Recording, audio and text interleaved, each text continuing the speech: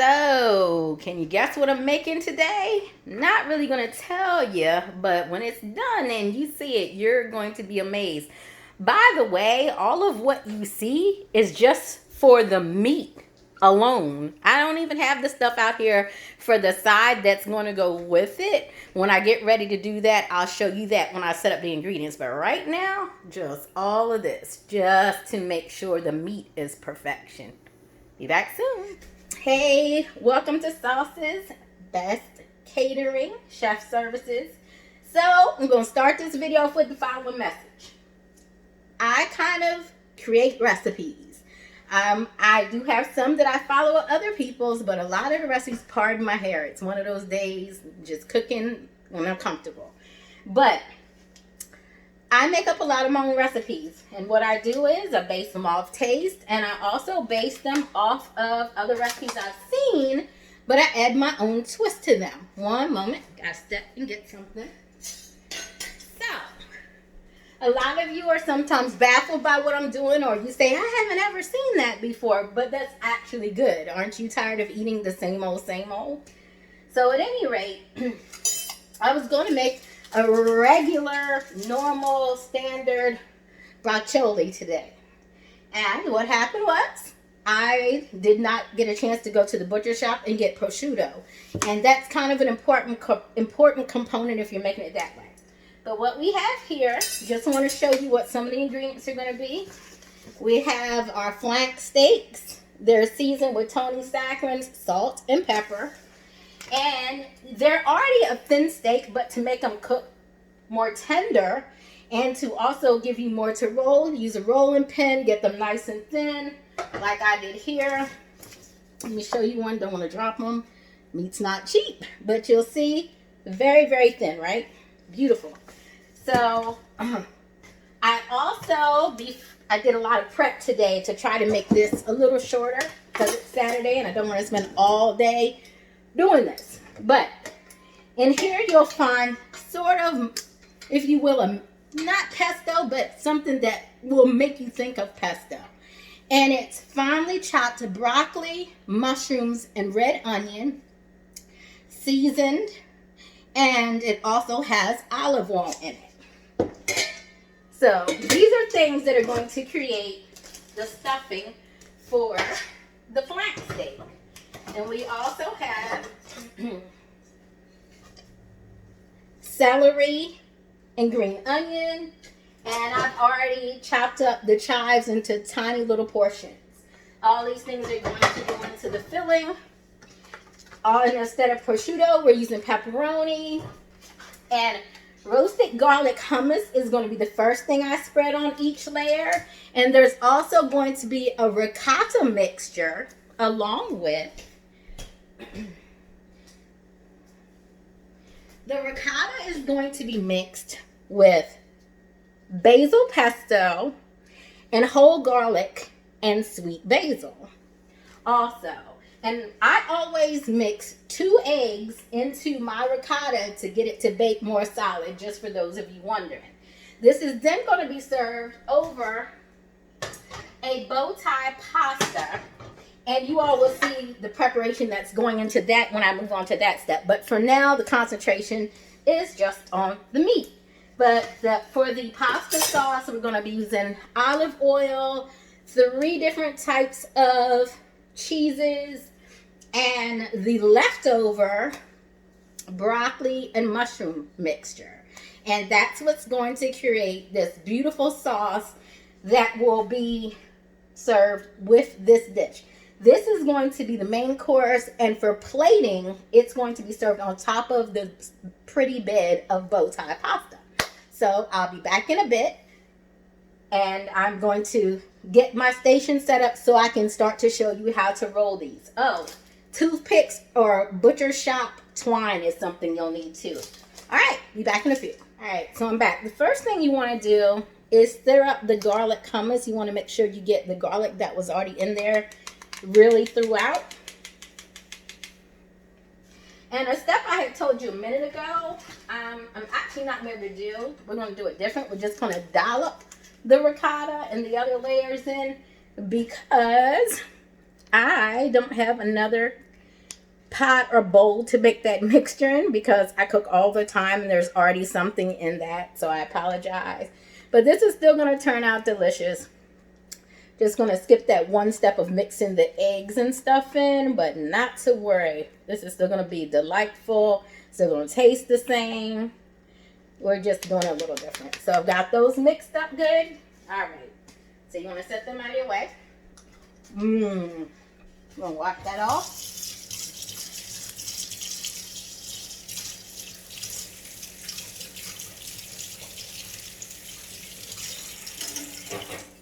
All right. So we're going to put the lids back on these because we don't want them sitting exposed as we're getting ready to roll the meat.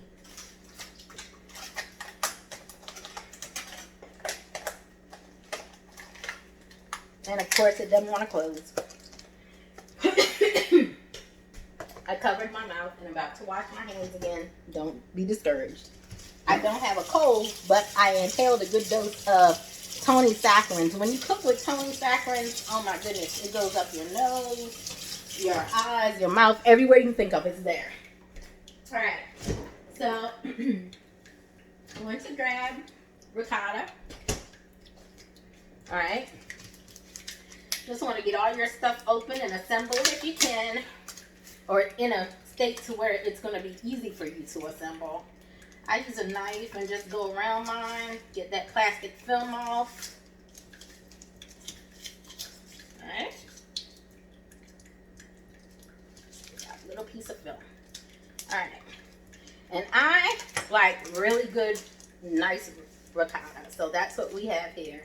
It's Italy's favorite cheese brand, Gabbani. All right. Sorry, don't put this away in the trash. That water drip is going to drive me nuts. Alright. I changed my plastic out. I originally got this plastic so I could build quarantine shelter rooms in my house if someone got sick with corona. But now I use it just to make sure everything is sterile as I'm cooking. Alright.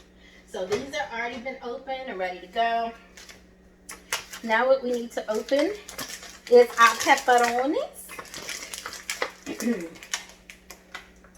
I'm going to open one pack for now. If we need to open a second one, we will. Otherwise, I'll leave that for my kids. But we're going to see. Probably are going to need to because we got a lot of meat to work with here. All right. So I'm just going to roll one of these so you can see how it works. And then I am going to, I hope you can see this. May not be absolutely the best angle, but hey, I'm doing the best I can. Let me see if I can lower it just a little bit. Maybe you'll be able to see better. All right. Hopefully you can see the meat better now. Maybe if I back it up just a little. Don't want you to see what I got on because, honey, it's a mess. All right. So, here's the meat. All right. See, it's got the seasoning on it, right? Oh, you can see all my moving boxes and my exercise equipment in the background. Lovely, isn't it? All right. So, you got this, right?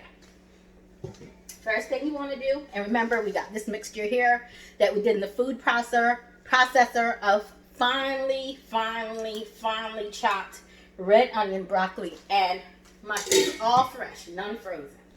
All right, so we're going to, first thing we're going to do, we're going to go for the hummus first. When I cook, I like to build flavor. So a lot of you are like, I don't understand why she puts all this. Flavor is everything. You kind of just want to put this in there like so. Try to spread it pretty good, right? All right. Hope you can see that. Can you see it? You see where I spread it? All right. Then, the next layer. So it's your flank steak. Then it's the hummus. All right. Then it's your pepperoni. Got it? All right. Then, after that, you want to move to your ricotta. Kind of want to flatten it out as good as you can. My spoon has a hole in it, so it makes it an interesting kind of thing. Got a little hummus here on my plastic, but that's fine. They're all getting cooked with the hummus anyway. It's clean. Alright, So you want to spread that out. Make sure you get some all the way to the tip so you get a bite of ricotta in every piece. All right? Okay. Try not to spill my drink. Gotta have a drink when you're cooking, right? The next thing is your pesto. I'm just gonna leave the water on it because I keep needing it. So, well, no, because then the sound quality is really good, isn't it? All right, so I'll rinse it off. You want to just drizzle some pesto in a pretty strip up the middle. All right, you see that? See that? All right. So once you've done that, make sure you're recapping things as you go. I don't like leaving anything exposed and just out and crazy, you know. Now we're gonna get some of this. And by the way, what you don't use of this mixture, you can then cook when you cook the other broccoli and mushrooms that are gonna go into your sauce to go with your bow tie pasta. Remember, a good chef wastes nothing. You just want to put some of this on there. Get it generous because it's the actual stuffing of the dish. You know what I mean? Try to make it so people get a good bite and taste of it. All right. I'm sure these are going to be messy as heck to roll. But, you know, good food is supposed to be messy. All right. So we got that. Then, because you want a little crunch, little celery, little green onion. All right.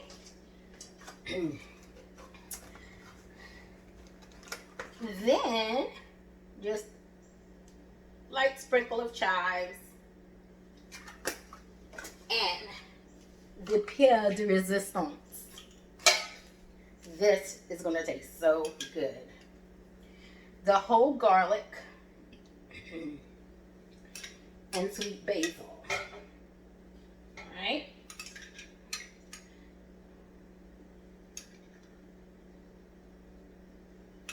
You just want to get as much of that taste in there too as you can.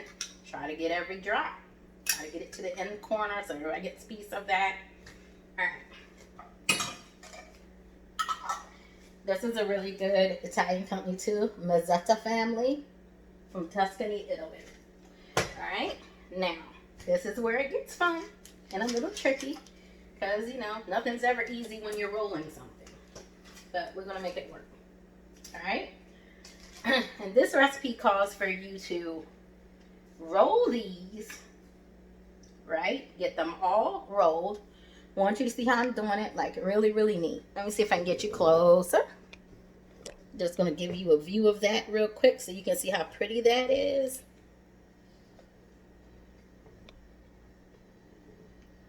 All right. Just going to roll it. Roll it some more. You want to try to roll it as tight as you can so it kind of stays together. Stuff's going to come out the sides. That's okay. It happens. That's why I kind of would rather have used the butcher string, but didn't go to the butcher shop today. So, yeah, this is going to be interesting. We're going to have a mess. Wow. All right. So just keep rolling. Sometimes it's like a lesson. You roll the first one and then you realize you overstuffed it, which is exactly what happened there. So, but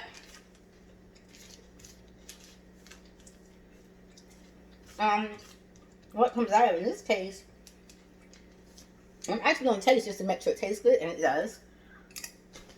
So now, I'm going to wash that off again in my hands because I touched it.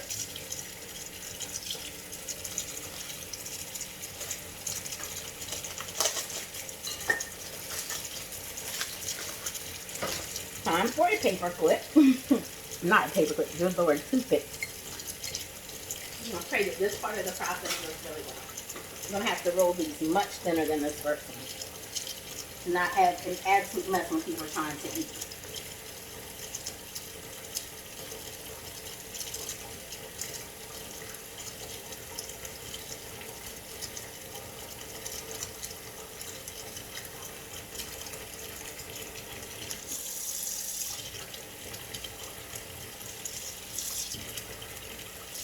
That one's way, way, way too big. All right. So, what I'm going to do with this, again, the board is completely clean, so nobody's getting exposed to anything. I just want to put that right here. And we're going to begin working on rolling the next one.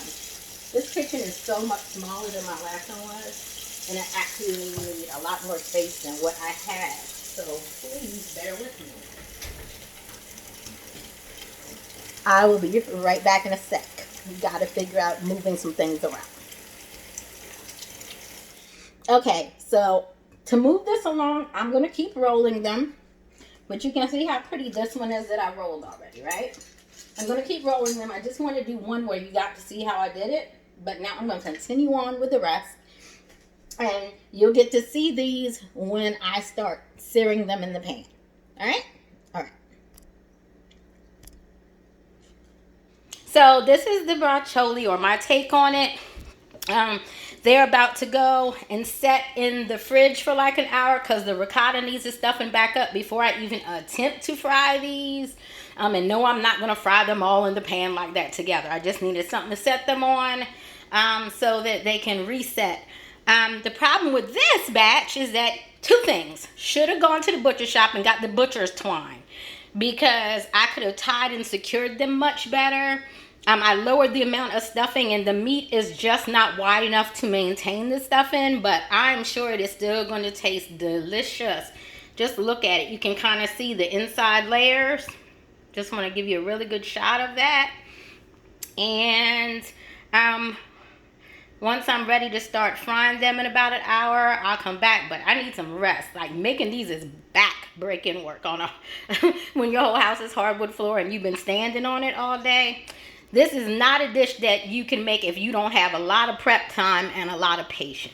But it's going to be great when it's finished.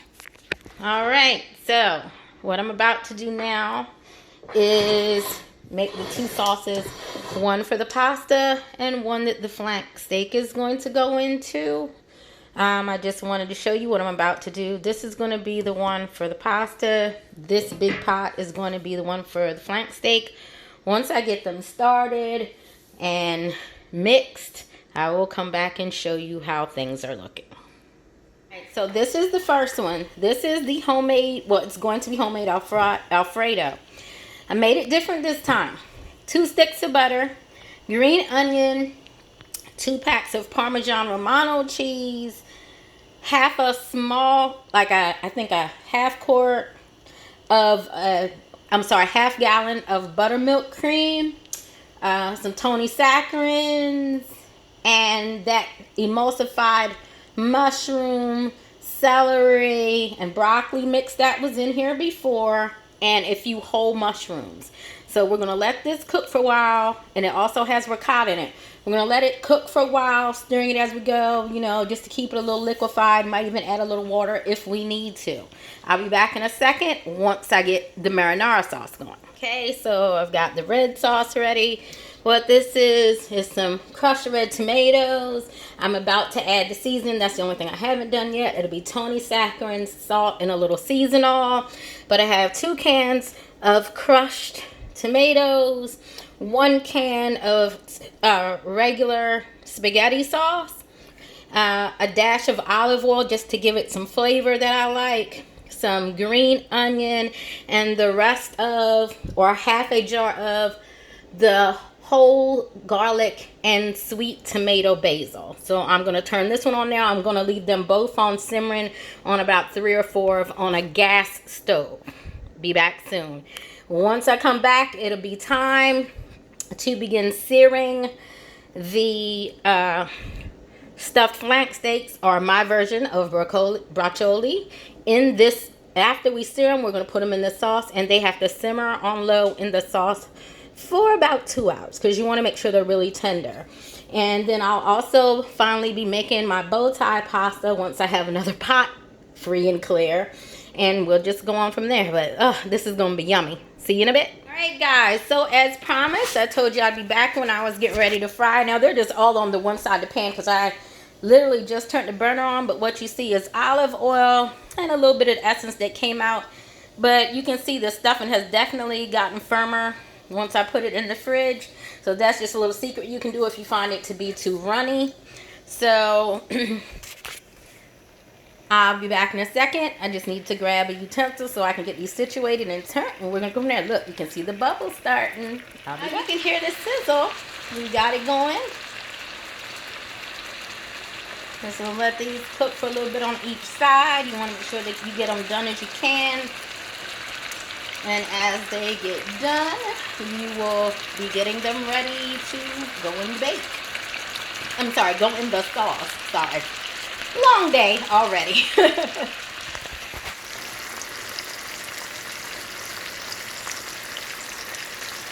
So the first batch has been seared. I'm not going to show you this, of course, with all of them that I do because you get the point.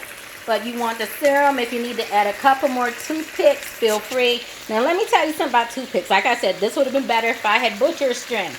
With toothpicks, when you're serving your family at home, as long as they're not small children like my grandbabies, you can leave the toothpicks in. Just make your guests aware that the toothpicks are there.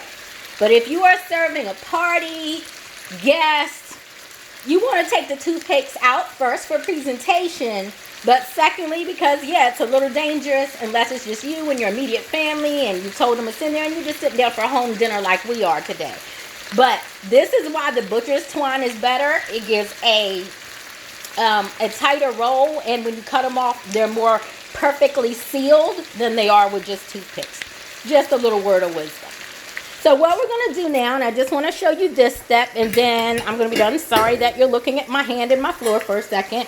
All right, so the sauce has been bubbling. You can't really see that, but basically, you're just going to take your stuffed ones, and you're going to move them to the sauce. All right? Another stuffed one. Look at that beauty. You're going to move it to the sauce. Now, I'm going to turn this sauce down some so that I have time to get them all in there. So, I'm going to put it on like an absolute low right now. All right?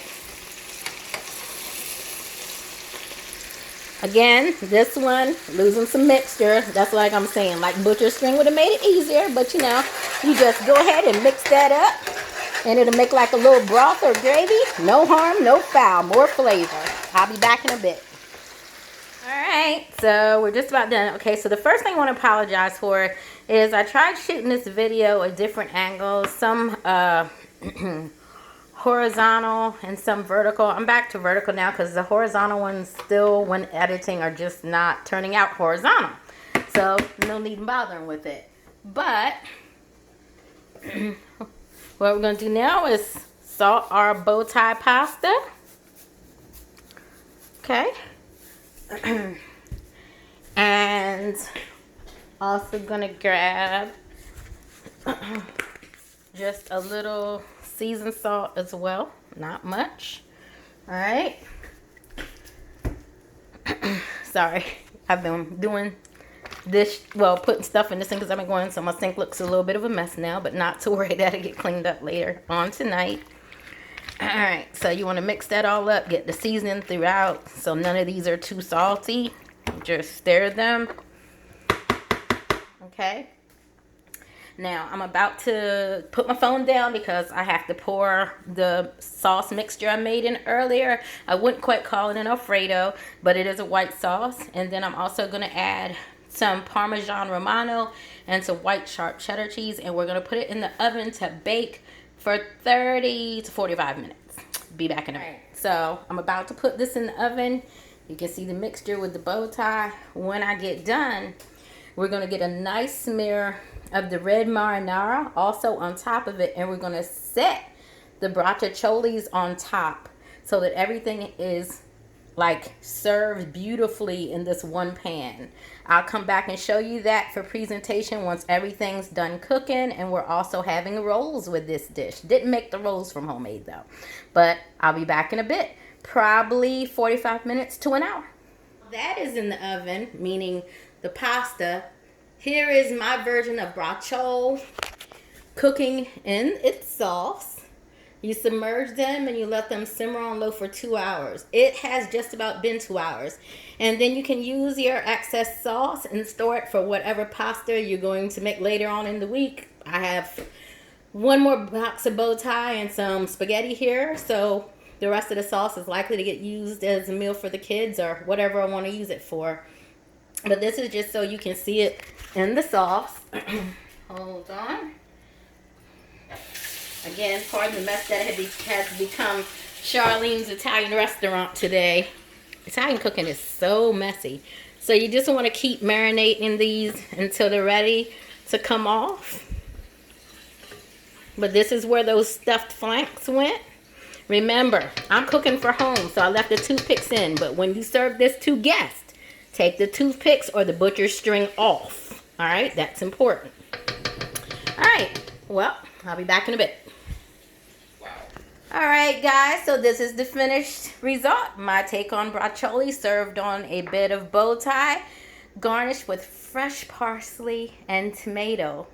Enjoy.